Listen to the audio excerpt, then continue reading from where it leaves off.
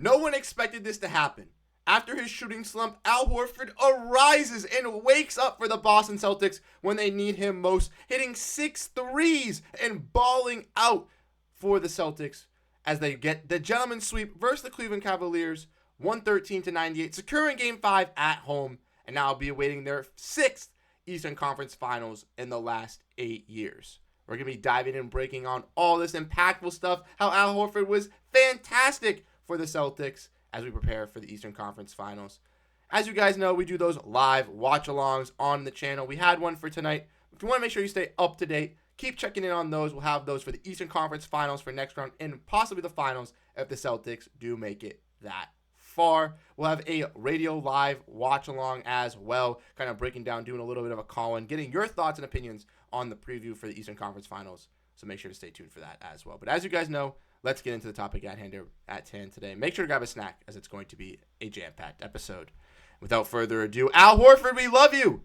We love you here in Boston. You absolutely stepped up, balled out. We're fantastic. After the fans were calling at your disappointing performances over the last couple games, you're 0 for 10 shooting combined in Game 3, in Game 4 in Cleveland, and it's having a little bit of a rocky start here back in Boston. It wasn't looking great for you. I was expecting a good bounce-back game from you and Derrick White, but I wasn't expecting this much of a fantastic bounce-back. If we look at the Boston Celtics stats, we can see Al Horford, 35 minutes tonight, the main superstar of the show, the hero for the Celtics, 8 for 15 from the field, 6 for 13 from three-point range, with 15 rebounds, 5 assists, 3 blocks, and 22 points, a plus 26, doing all the intangibles, working so hard on the court, diving for loose balls, doing everything like that, posting stats that we've never seen in playoff history. Absolutely ridiculous. Al Horford, alongside other players, was one of the only players to do a single stat in NBA history. Absolutely ridiculous. Al Horford, ladies and gentlemen, is one of the only players in NBA history to record 20 points, 10 rebounds, 5 threes, 5 assists in a playoff game. And he's the oldest player to do it, passing LeBron James. Absolutely fantastic things to see out of a guy in Al Horford. People were calling him washed all over the timeline. People were calling out for his retirement, and he came out, balled out, proved you all wrong, showed everybody I'm that defensive menace. Yes, he had some struggles on the defensive side here and there. So did the Boston Celtics as a team. Didn't really like him playing on Darius Garland for the most part, but he did have some big key lockups on that side. Looking at some other key pieces, Jrue Holiday came up clutch. Wasn't the most effective, only had 13 points, but was scoreless in the first half. So all 13 came in the second with 3 rebounds and 4 assists. Jayson Tatum, once again, stop the hate on Jayson Tatum, everybody. After those first couple games, after this whole series, once he landed in Cleveland, he took over. Another big game, had 33 back-to-back in Cleveland, 25 again, 10 rebounds, 9 assists, 1 assist shy from a triple-double, 4 steals, 3 for 7 from three-point range, 100% from the free throw, 9 for 16 from field goal. What more could you ask out of a superstar? And Derrick White, once again, the hot hand kind of went quiet in Cleveland, but 7 for 17 from the field, 4 for 9 from three-point range, 5 rebounds, 6 assists, 2 blocks, and 18 points. Had about 12 to 13 in the first quarter. And Jaylen Brown, very effective on the defensive side, started guarding Marcus Morris. Again, efficient night tonight, 4 for 9 from the field, 1 for 3 from 3, 7 assists, 4 rebounds, got the team involved, assist and a block to go alongside his 11 points.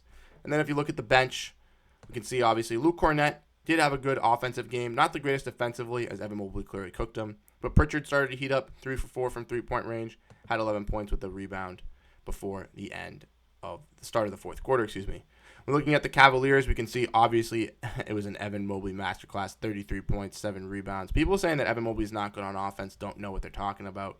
He can clearly develop and be a good scorer. Darius Garland didn't have the greatest series this year versus the Celtics, 4 for 17, 0 for 4 from 3, 9 assists. But in my opinion, I don't think he's a score-first point guard. I think he's more of a playmaking point guard, setting up the offense type of deal. And having a guy like Donovan Mitchell or a scorer alongside of him helps him out.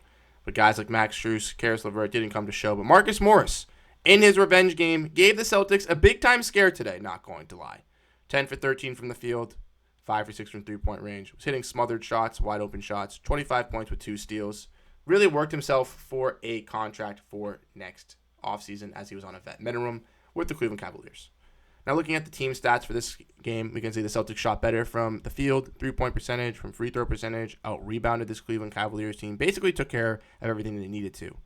Almost outscored them in the points in the paint. Basically, Evan Mobley took over in the second half and allowed that to happen. But the things that they needed to work on in this game, with the rebounding early on, they kind of fixed that. The defensive issues were still throughout the entire game. We did see some big defensive issues.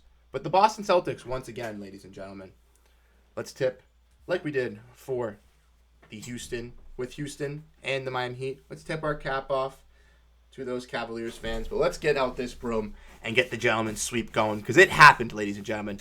The Celtics, once again, got to the Eastern Conference Finals 6 times in 8 years. In the playoffs, they are 8-2 so far. Have only had to play a total of 10 games, which is super solid, and will be one of the Final Four teams. People were critiquing the Boston Celtics, getting mad at them, saying they have the easy high road. But that's what happens when you have a well-built squad with Kristaps, Porzingis, Jrue Holiday, Jayson Tatum, Jaylen Brown, Derrick White, Al Horford embracing being that veteran. Let's not forget, ladies and gentlemen, Al Horford, 8 for 15 from the field tonight, 6 for 13 from 3, 15 total rebounds, sharing a good share of offensive and defensive ones as well. 5 assists, 3 blocks, getting all the Tommy points, saving loose balls, helping out the Boston Celtics in every intangible way. Really doing it all.